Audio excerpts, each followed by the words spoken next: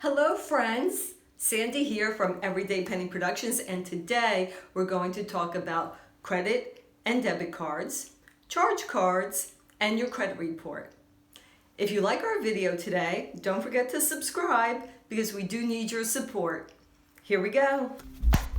Credit cards are similar to loans. When you buy something using a credit card, you do not give the store money. The credit card company does. A loan is an agreement for one person to receive money with a promise to pay back that money in the future. It is not a form of money, currency, or bartering. The person who gave you the loan gave you money, but this person did not receive goods or services in exchange. Most loans come with interest, which means you pay back the original amount plus more. Credit cards are the same. The credit card company or bank will send you a statement every month, and you'll have an option of paying off the full balance of your purchases or a partial balance, and you will be charged an interest per that amount. The amount that will stay on your credit card will accumulate additional interest. Another way to pay for purchases is by using your debit card. A debit card is tied directly to your bank account and uses the money that you have in the bank. You will not have to pay an interest charge, but you may have to pay service charges. Similar to a credit card is a charge card. Now, most people don't use charge cards. Charge cards are used usually by businesses for very large purchases where the bank pays for their purchases and they promise to pay the bank back the money plus interest. Usually they need to pay the bank back quickly or immediately for the purchase that they made within 30 days or within 60 days. The reason you would use a charge card as opposed to a credit card is a charge card has a higher limit as to how much you can spend than the credit card probably would. And for businesses, that works out well. Maybe a seasonal business that has a large amount of money coming in at a particular time of the year, they can use these charge cards to get their businesses started, and then they can pay it back and pay back the loan that they put on the card from the bank pretty quickly because they have a lot of income coming in. So let's just wrap up some differences between credit cards and charge cards. Both report payment history to the credit reporting agencies, so you can build credit by using them responsibly. Credit cards have a preset limit. Charge cards do not have a spending limit. New credit scoring models don't factor them into the credit utilization ratio, which means making big purchases on charge cards won't hurt your credit score, while using large percentage of available credit on a credit card could cause the score to suffer. Charge cards are based on past card use and payment history. As you prove yourself to be a responsible customer, ability to charge larger amounts increases. Credit cards are ideal for individuals or businesses that have lower, more consistent monthly spending habits. Charge cards are ideal for people and businesses that might have months with spikes in spending or have large overall monthly balances. Charge cards have an annual fee.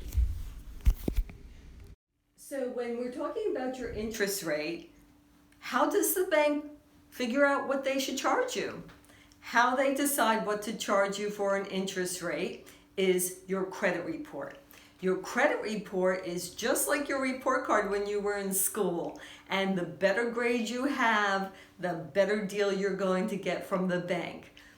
The scoring, not like A, B, C, and D, is 300 to 850. So you can think of the 300 being in the D category and the 850 being in the A category. So that's where you're heading for.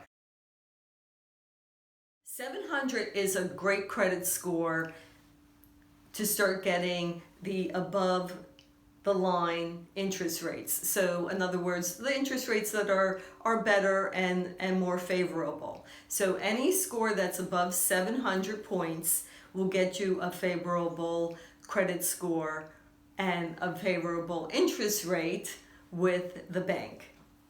There are a few things that you can do to boost your credit rating, such as pay bills on time, reduce your credit balance, get rid of negative information on your credit report, reopen or activate accounts that were in good standing, and diversify your credit card usage.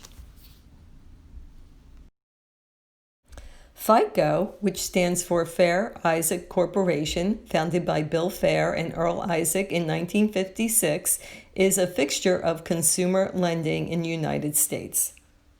They are the company that gathers information and creates your credit score. It is used by lenders along with other details on borrowers' credit reports to access risk and determine whether to extend credit. Your score is made up of new credit, the types of credit, the length of your credit history, your payment history, and the amounts that you owe.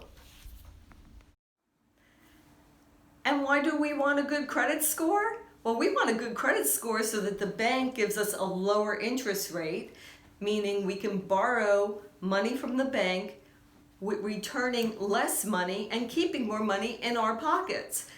So we get to count more of our own pennies.